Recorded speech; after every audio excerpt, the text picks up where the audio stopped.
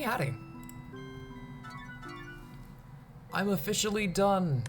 I'm just waiting for graduation, but I got basically a solid week of nothing to do. And I wasn't able to upload yesterday because, I had finals. And I had assignments that I had to do and shit. But that's done. I'm free. So now I'm just gonna do dailies. What the? What is that? What is going on in here? The hunt is on. Okay. So I say we do dailies, we do weeklies, and then I talk about random garbage. We got Octagonal, Grid Hub, Parasite Laboratory, and I was informed that this vending machine is in Memory Garden, which is not as bad as it could have been. Because there's a library book that leads there. So that makes it way easier. So, I think I'm gonna dual wield this again. So if my movements look a little bit more awkward, that's because I'm holding my phone in my other hand. Spelling room.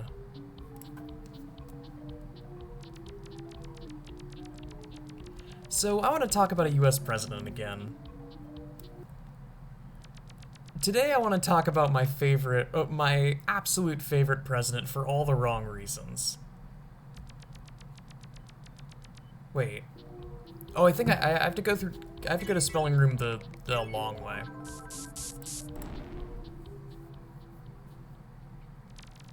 Oh wait, I could just go through Geometry World. Okay, that's easier. So I want to talk about one of my favorite presidents in U.S. history for all the wrong reasons. Today I want to talk about John Tyler. So, you might have heard the name John Tyler before, and hilariously enough, I'm actually wearing I'm wearing a freaking William Henry Harrison gag shirt that I got as a Christmas present last year. It's kind of fitting. So the thing you need to know about William Henry Harrison is that he was sort of the spiritual successor to Andrew Jackson, the very authoritarian America comes first, unfortunately everyone else comes second. When you think about all the things that Andrew Jackson did, like the First National Bank, and more unfortunately the Trail of Tears, William Henry Harrison would have doubled down on that stuff in a heartbeat.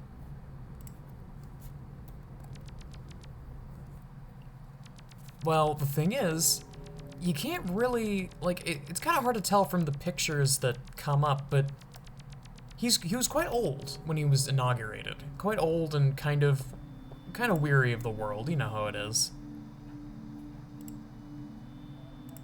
Oh. Oh, interesting. Serene Docks. And he elected to give his inauguration speech after he was elected out in the rain, and he got pneumonia and died within a little under a month of being in office.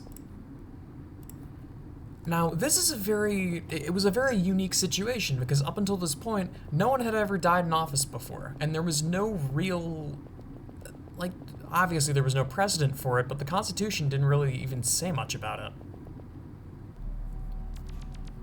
It said that the vice president would take over, but it didn't say much beyond that. It didn't really say if the vice president would be acting president or if the vice president would literally become the president. If they would assume the duties or assume the role. And this is the one positive thing I will say about John Tyler, is that he immediately, without missing a beat, as soon as he heard that William Henry Harrison was dead, he took up the mantle as soon as he could.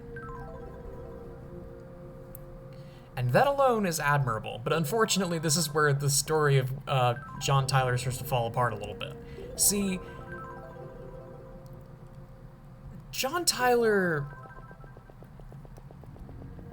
was not in tune with the establishment, as it were, because the establishment at the time was run by a very powerful US politician by the name of Henry Clay. Now, you might have heard of Henry Clay, and that's because he may as well have been the first prime minister of the United States. He had an incredible amount of political influence. And it's kind of a miracle, or like it's kind of insane. Not really a miracle. It's kind of insane that he was never president himself. Well, maybe a miracle is the right word, because the main reason why he was not president, in my opinion, is John Tyler. The dumbass himself. He accidentally, by virtue of being a clown of the highest order, accidentally blocked Henry Clay from becoming president. Because like I said, he wasn't in tune with the sort of political world at all. Oh, I'm all the way at the bottom. Wait. That's why I'm not recognizing this. I was going off of, hang on, where am I?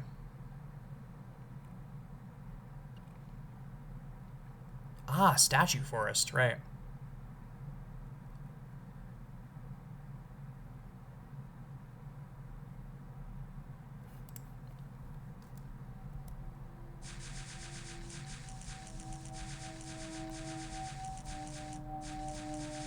Ah, it's so close. That's those mountaintop ruins right there. So I have to go over and around.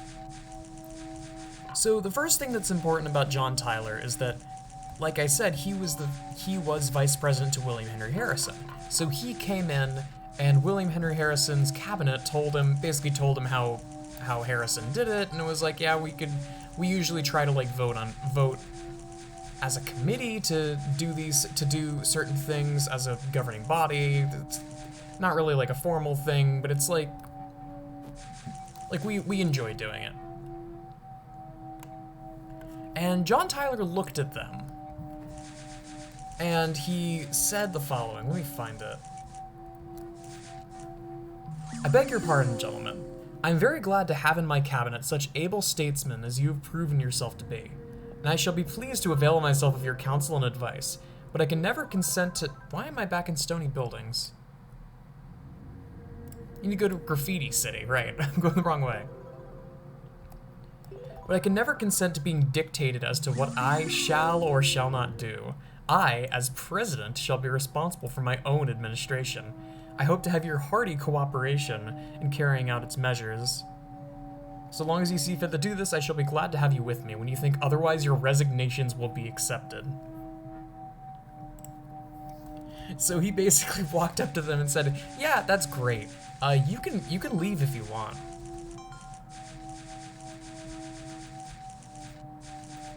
So that immediately established the tone, as it were. Hang on, closing Discord because I don't trust it to not go off in the middle of the recording.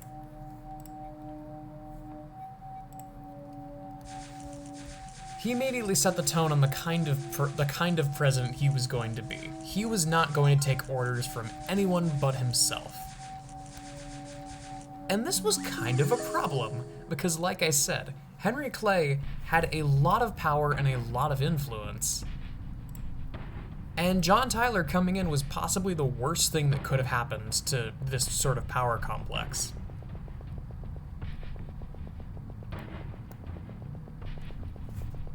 Because Clay had no control over him.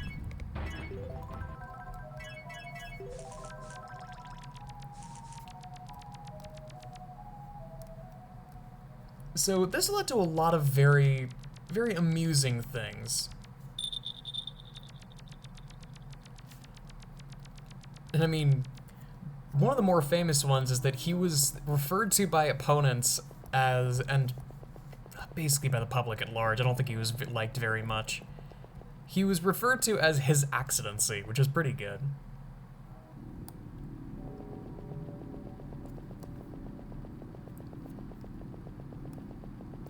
I don't know, he has such a ridiculous and funny story. I can't help but laugh at it.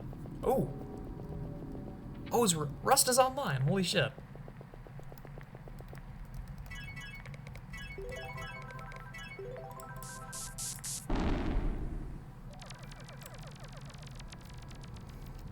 What is going on? It's still, they're still going. Memory Garden.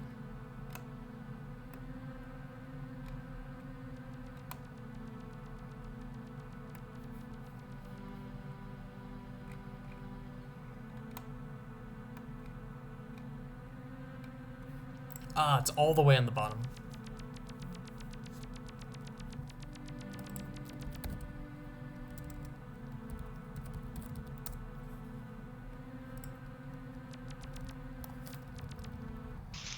There you are.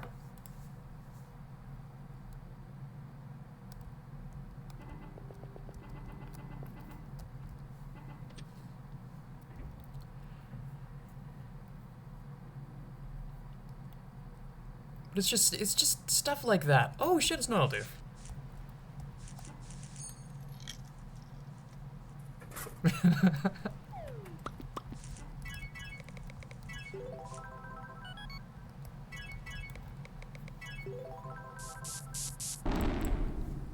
Where else we going? Blue Cactus Islands. Holy shit, speaking of Noel Doof.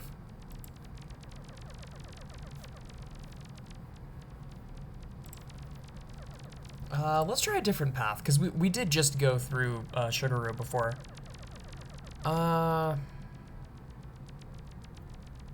Ooh. I'm pretty sure I've unlocked this connection, so let's go through here.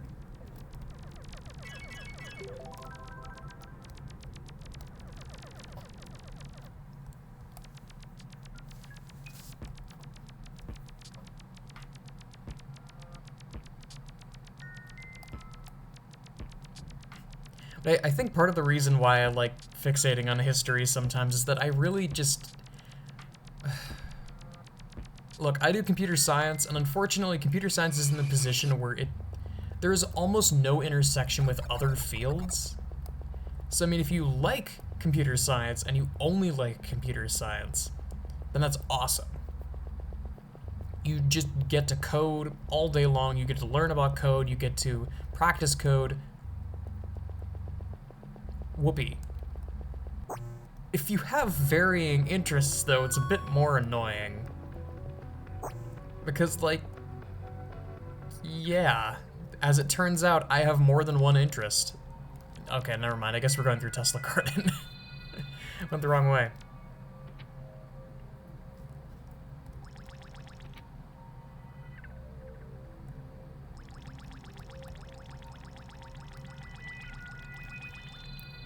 I forget where to go.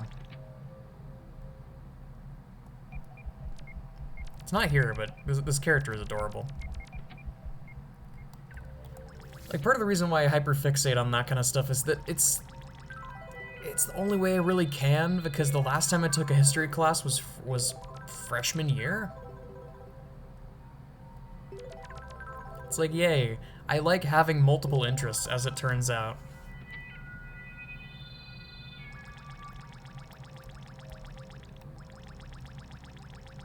And I am fully aware that if I make my job, my interest, my hobbies, if I make everything the same thing, I'm going to get burnt out, and I don't want that.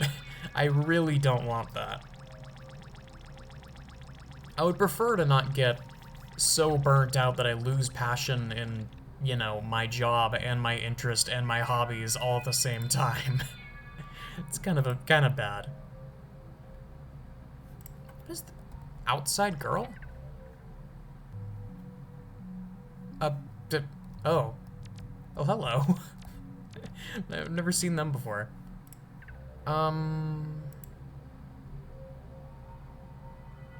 Okay. Well, I went the wrong... On one hand, I went the wrong way. I just saw S. There you are. Ah, there's Graffiti City. I see.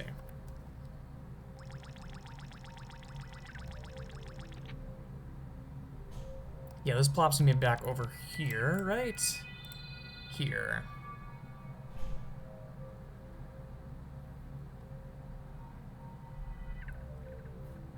And then I just follow that red line, and that should lead me where I need to go. Man, this place is confusing.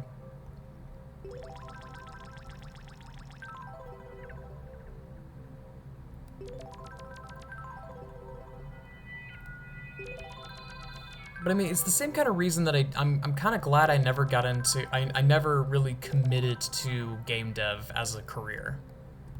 Because I'll admit that it's an interesting prospect. Like, I kind of want to make games for a living, but like, you know, it's like being a rock star. It's like being a rock star, being an astronaut. It's one of those like prospective careers that, thinking realistically, it's not the best. It's not the best career choice. Like, I'm going into computer science because it pays well enough that I can pursue other hobbies and not, you know, not get super burnt out, but also, like, keep in touch with friends and, you know, do all those other things. Oh, right, this is where the rainbow, graffiti is.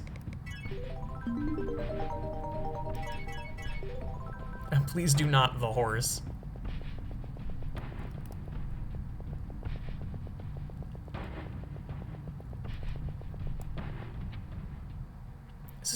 Is this Blue Cactus Islands?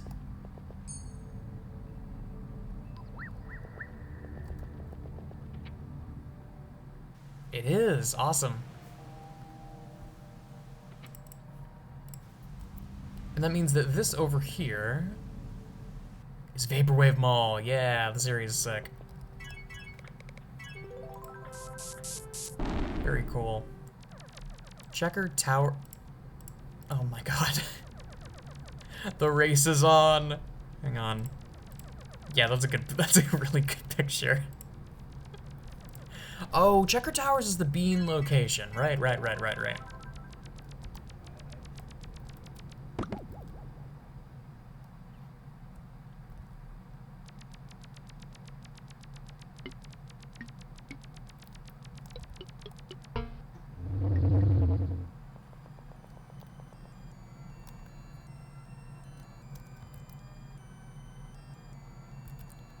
God, the air conditioning in the background is so obnoxious. I'm sorry for that. Not much I can do about that, though. I am looking forward to next week where I can actually, you know... Oh, right. Checker Towers isn't accessed from here anymore, is it? Ah, it's from Top Down Dungeon. I don't think I've actually explored Top Down Dungeon that much.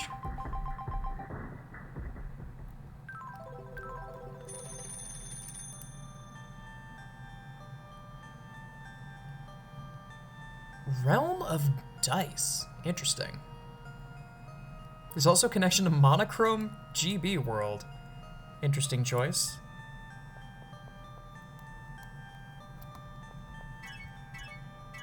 Okay, I figured.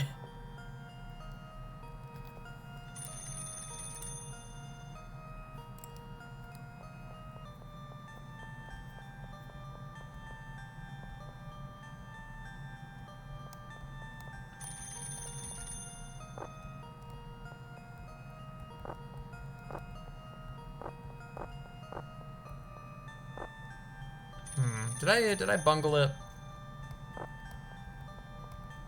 No, we're good. This just turned into a push block puzzle. And I'm not complaining. Okay, I might be complaining now.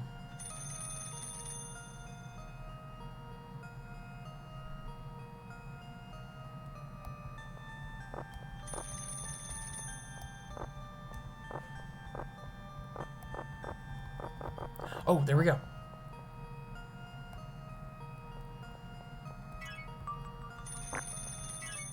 Oh, they're worth one.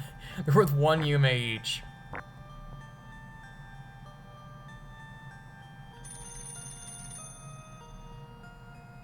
Huh.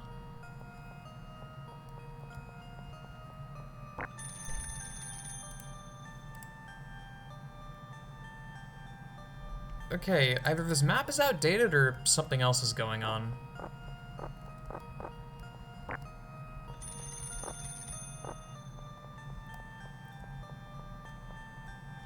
Okay, so I made it through this.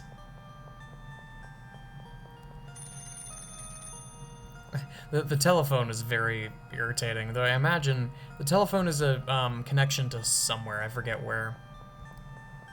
I think it's Legacy Nexus.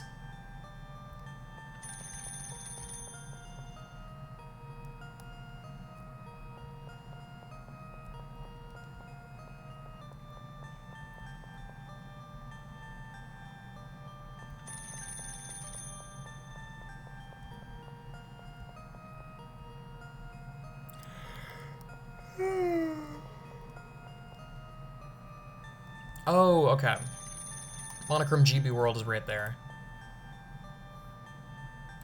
Okay, and that, I go up a little bit, and that teal, hello. Hello? What are you? What do you do?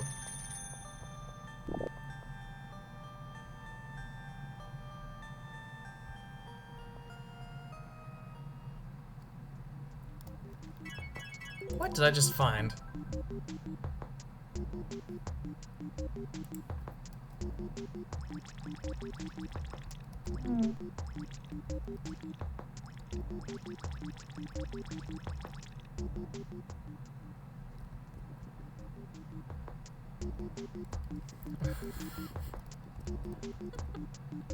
What in the name of hell?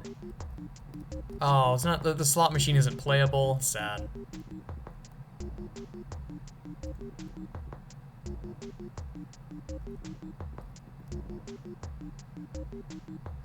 I mean, hey, this is a place that I have literally never seen before. I will take it.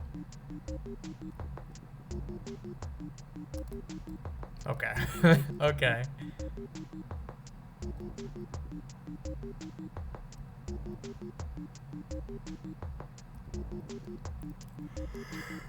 Oh, what the hell? Shadow dude? Am I seeing that right?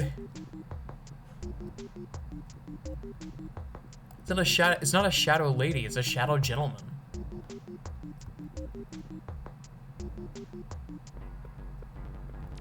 Oh, Motel Breeze, right.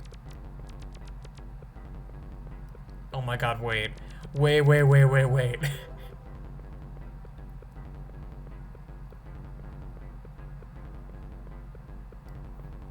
I remember what this is now. This is amazing. The horse! Yes! I have found the horse.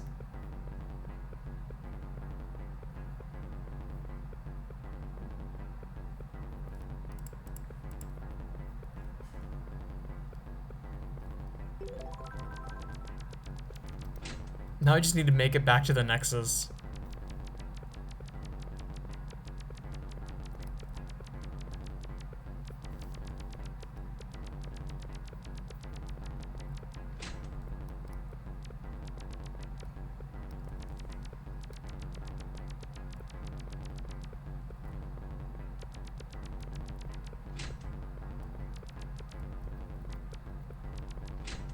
Huh.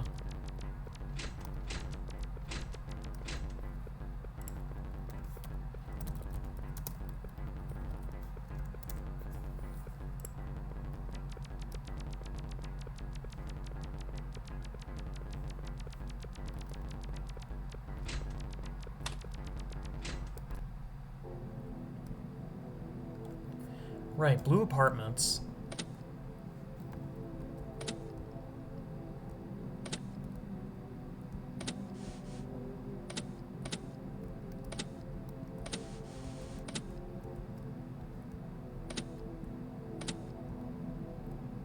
Oh. I forget how you get out of here. Hello, work site. Okay, well, I'll just go from here then.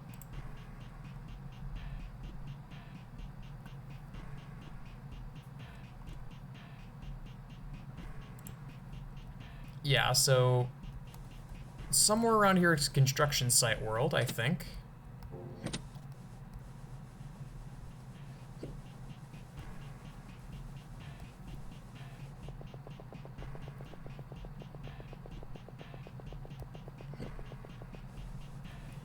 Why am I getting hiccups? I haven't even eaten anything today. Well, maybe that's why.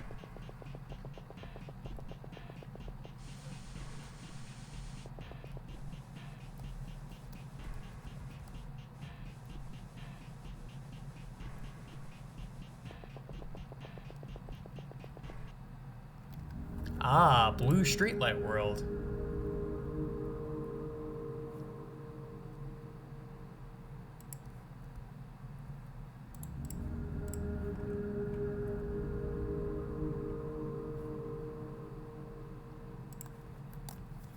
Nope, that goes deeper. Okay.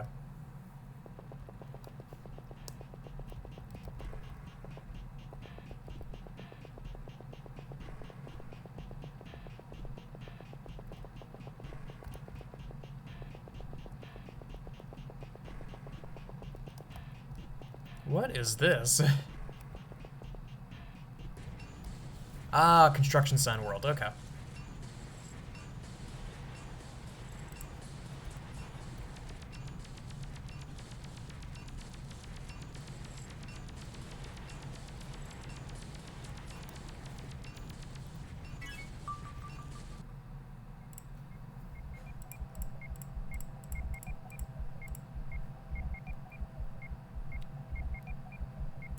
Okay, and then I go from here to Valentine World.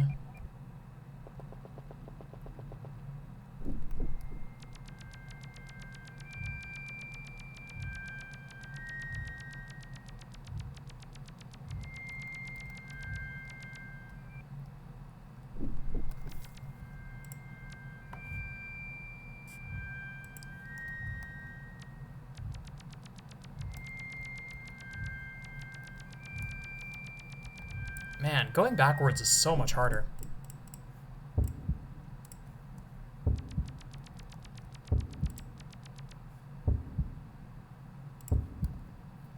Except this part, I guess. This part is a little bit easier. Oh, are they still hunting? They are still hunting. William Tell.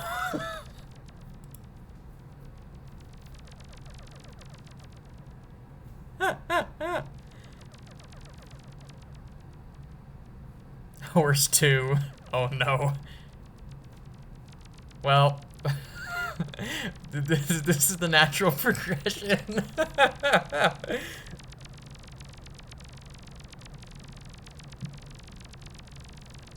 Well, I'm probably going to be occupied like this for a while. I'm glad I have a hotkey to end the recording. That's about all I got for now. Thanks so much for watching.